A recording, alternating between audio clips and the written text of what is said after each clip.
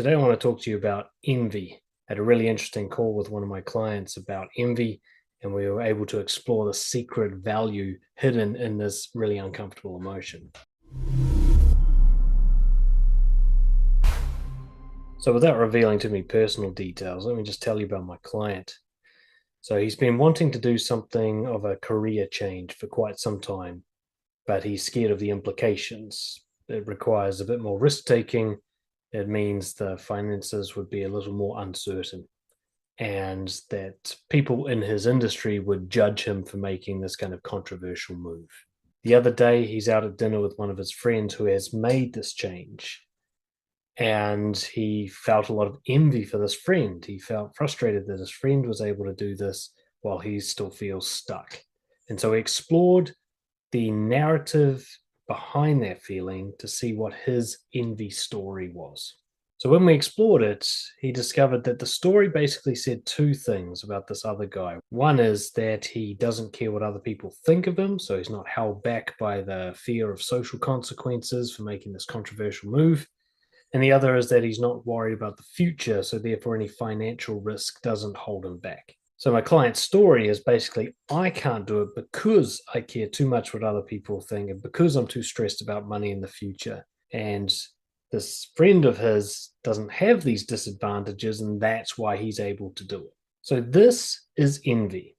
Envy is when we look at someone who has what we want, is being who we want to be, doing what we want to do, and we tell ourselves a story about how they have an advantage that allows them to do this thing or be this thing that we don't have, and therefore we cannot also do it. In simple terms, envy is the disadvantaged victim story.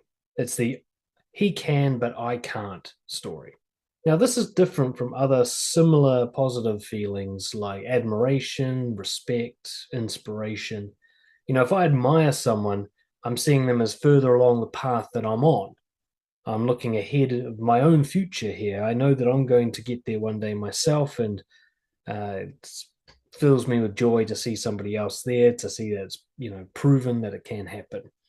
If that's the way I feel about it, then that's admiration, not envy. Envy, you don't feel like you're going to get to where they're going to get to.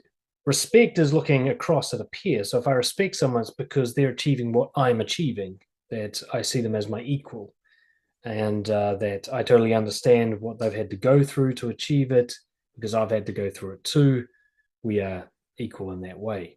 And inspiration is when you see somebody doing something that you didn't think was possible, but now that you see them doing it, it has become possible for you. Or you didn't even have the idea, and seeing them doing it arises that new solution in you, and you also believe, like, I could do that too. So it's not envy if you think I can do it, essentially. Envy is also different from an accurate measurement of limits. That's what it portrays itself as. It portrays itself as like, you can't because rational reason, insert rational reason here. But an accurate measure of limits would mean that you've actually come up to a real life wall as you attempted to do the thing. So let's say if I look at the pull-up bar at the gym and I say, oh, I don't think I could do 10 pull-ups. That's not an accurate measurement of limits. Okay, that's just me imagining hitting a limit. Now, if I'm actually on the pull-up bar trying my very best and I get to 9.5, and no matter how much I kick my feet, I can't get my chin above the bar, then my limit is 10 pull-ups. All right, I've verified it, I've validated it, I've tried my best, and I've actually hit the wall in real life. So it's very important to distinguish the difference between envy and a measurement of limit. And the real measurement is, have you actually gone and tried your best and hit a limit from the external world, or have you just limited yourself in your mind? Another way to say it is, you only actually find your real limits when you're making progress without stopping. Any other limits is something that you just made up. Envy often happens prior to starting. So we most often feel envious when we're not even on the path at all. Now, it does sometimes happen when we're already on the path and we've hit like a wall, or we feel that we've hit a wall. We can have envy there. But even then, if you look at it carefully, you'll see that you've stopped somewhere. You could keep going, but it would require something of you that you're not willing to give at this time. So the truth about envy is that some part of us, some subconscious part of us, knows we could actually do it. We at least could be doing more than what we're doing. We could be somewhere on the pathway to what we're envying, but we don't want to for some reason. Usually something to do with the effort or the emotional kind of resistance that we'd face in doing it. So the envy story is like a justification that rationalizes not moving forward to hide the fact that we actually could move forward. It's just we don't want to pay the price of moving forward. We don't want to admit that to ourselves because then we don't really have an excuse not to take action, not to stay familiar, stay in the comfort zone. Whereas the I can't because I'm disadvantaged story sounds like a very rational excuse to bow out of the race. At a deeper level, the way I interpret envy is that we see other people living by our core values, our principles, better than we are, and we want an excuse to not have to do it ourselves. See, if I see somebody achieving something, I don't actually even know why they're doing it. They might be doing it for totally toxic reasons. But what I see in them is that if I were to do that, it would require me to live by certain principles and certain values that I have. And I'm terrified of doing that. There's something about that. I really don't want to pay whatever the cost is for that integrity. But I don't want to tell myself I just don't want to have integrity because I can't sell that story to myself very well. I won't be able to sleep knowing that I could do it and just simply haven't. So in order for me to get a good night's sleep, I have to come up with a story that says, hey, you're off the hook because you can't do it. This is why talking about envy is one of my core value questions. I got 4 questions I ask people to help them elicit their core values. And I ask, what do you envy about people and why? And this is to elicit the story they tell themselves about the values they should be living by, but for whatever reason are resistant to making those moves. So some common examples of values that we're not living by that create the envy story. One would be responsibility. So often when we're looking at somebody else's success and saying, I wish I could, but I can't because blah, blah, blah, insert bullshit story. We've seen someone who's decided to let go of being a victim and take responsibility for their decisions, their behavior, their results. And that responsibility is just a burden we don't want to bear. We like to be the victim. We like to be the person who can say, I can't. And if we were to say, I can, then we got all this extra work we have to do because now we've admitted our actual duties and obligation. I think equally as common in this envy scenario is the value of bravery or courage. So what we're really seeing is somebody overcoming our fears. We're seeing somebody who's willing to get uncomfortable in a way that we're not willing to. It's not that we can't, we're just not willing to.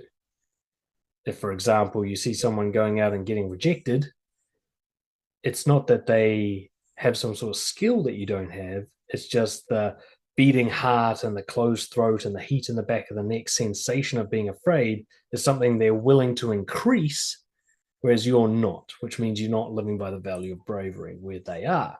Now, it might even be that they're not scared at all doing this thing, but you would be, and that's what you're projecting onto them. Determination is another common value. So we see someone persist at something beyond the point where we would give up. So we've maybe been conditioned to believe that things have to go well straight away, or otherwise it's not worth doing, or that we measure the wrong kind of data. So we measure how well we're doing at guitar by how much people like our music, something like that. And so we run out of determination. We give up way earlier in the process than a determined person would.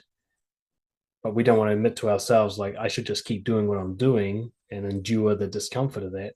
So we tell ourselves a story like, there's no point in me continuing. It would have only gone even worse. Even when we see progress, when we are determined. Honesty is another big one. We tell ourselves a lot of story about somebody has an advantage or they're being tricky or whatever it is, but they're just willing to be more honest than we are. And so they have deeper connections and their business goes better and their career goes better and people like them more and so on. We don't want to admit that that's what they're doing because we're very uncomfortable revealing who we are. We've got the imposter syndrome and so on. Curiosity can be another one, which is we're seeing somebody who's willing to be humble about their beliefs. We're seeing somebody who's willing to be open to change, somebody who's willing to adapt. And we've found ourselves settled into an identity and a belief system that we're comfortable with, and we wouldn't want that challenged. I think this actually happens quite a lot. I think envy is often the death of curiosity. We don't want to find out how they did it. We don't actually ask. Have you noticed that? We don't go there with a notebook and some humility and say, teach me, master. We're just like, oh, he just did it because X, Y, and Z. I'm not even going to validate it. And leadership. Quite often, we're just seeing somebody who's willing to go first, break the mold, get in trouble, run against the grain, do something that nobody else has done and see what happens rather than waiting for a green light from somebody else, waiting for somebody else to do it first. And we tell ourselves that they're whatever, they've got some gene that we don't have, or they got some skill set that we don't have. But the truth is, they're just willing to get it wrong. And we could get it wrong too if we were willing to.